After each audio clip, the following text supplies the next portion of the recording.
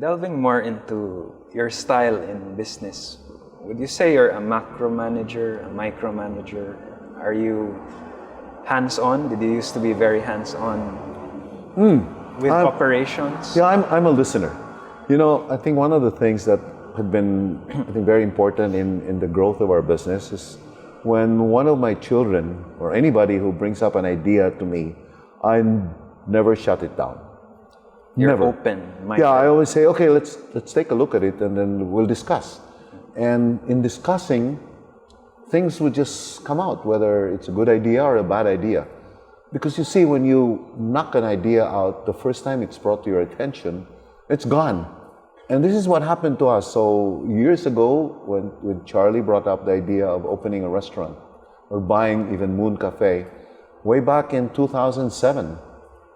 And you know the horror stories of people who went into the the restaurant business really bad. I mean, how many brands had opened and closed, and it's very competitive. So if my attitude then was to say, okay, Charles, no, we're not going to go into the restaurant business. It's really terrible, and we don't even know how to cook it.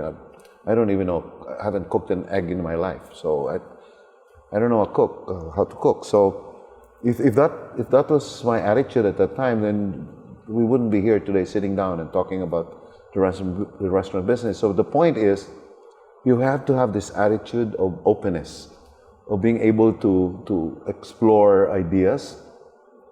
And there's this guy, Wayne Dyer, he passed away, but he wrote many books. One of those is Your Erroneous Zones. He said, have a mind that is open to everything or to anything but attached to nothing.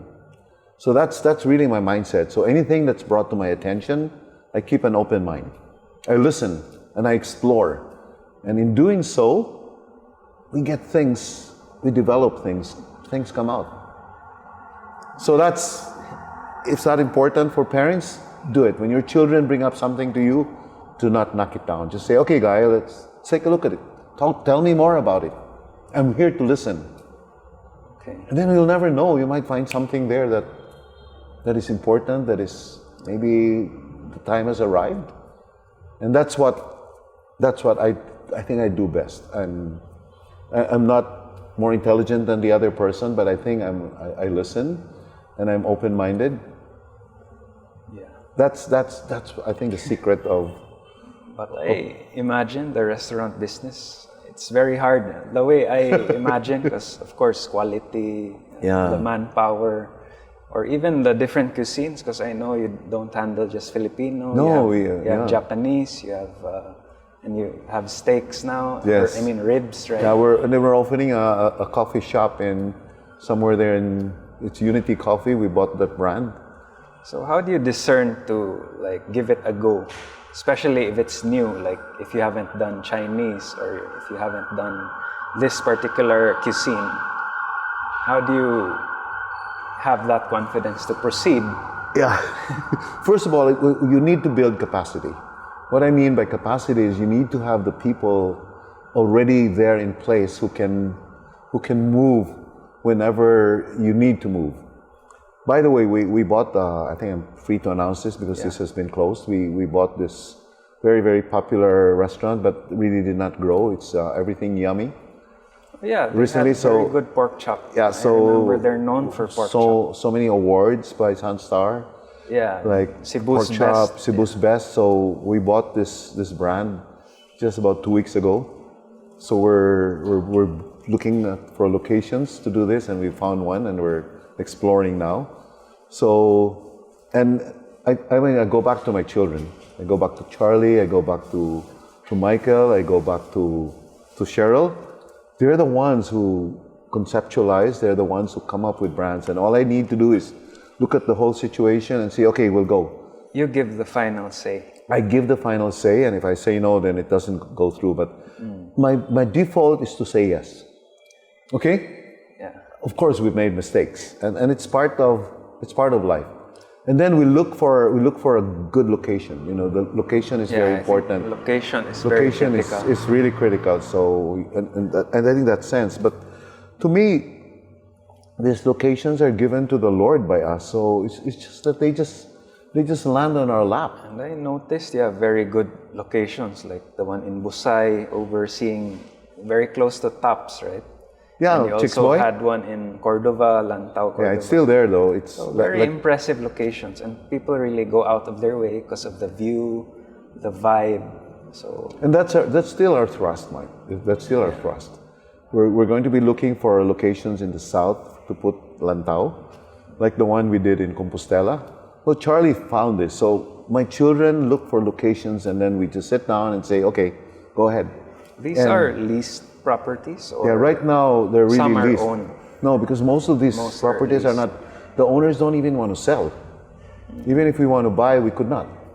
So we go for now long-term lease, like 15 years. But because investments are pretty huge too. So, but if they're okay, so they're okay.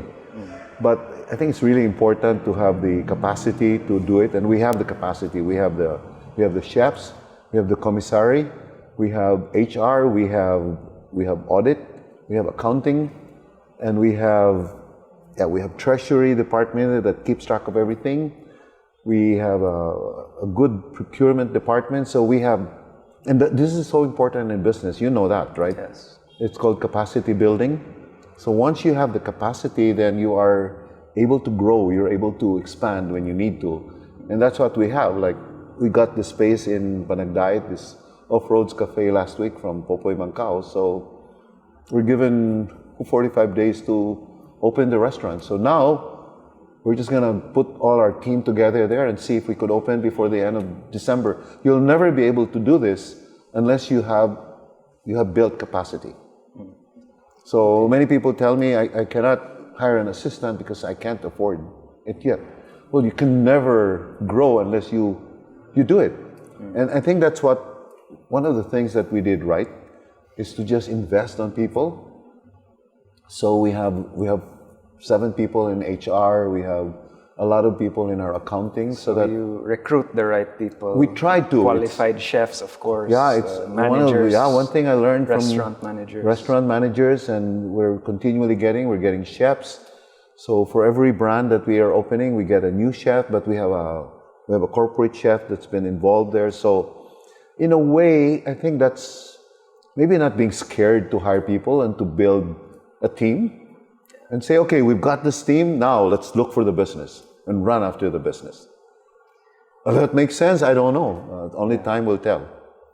How do you make sure it doesn't get too commercialized? You hear this term commercialized, where quality goes down when you branch out way too much. So it's really evident or inevitable that quality can be affected if you overexpand. Right, I to think a certain extent. it starts with a mindset, Mike, because like Charlie's mindset is always customer focused. You know, what value can we bring to our customers, to our diners? See, in fact, he doesn't really want our restaurants to be too crowded. He puts in the table, even though it's not required anymore, the table is quite far from each other, and he makes sure to do the quality. And even when we talk to him about, Charles, we need to adjust the prices, he's always very said, no, Dad. To maintain quality. Yeah, to maintain so quality. You don't cheapen it. Yeah, right? so but he's always saying, no, let's keep our prices as low as we can. And I think if you go to our restaurants, you can see that when you get the bill, you don't say, oh, this is very expensive. That's why people keep on going back. And I think my answer to that is really the mindset of my children who are running the restaurants, Charlie, Cheryl, and Michael.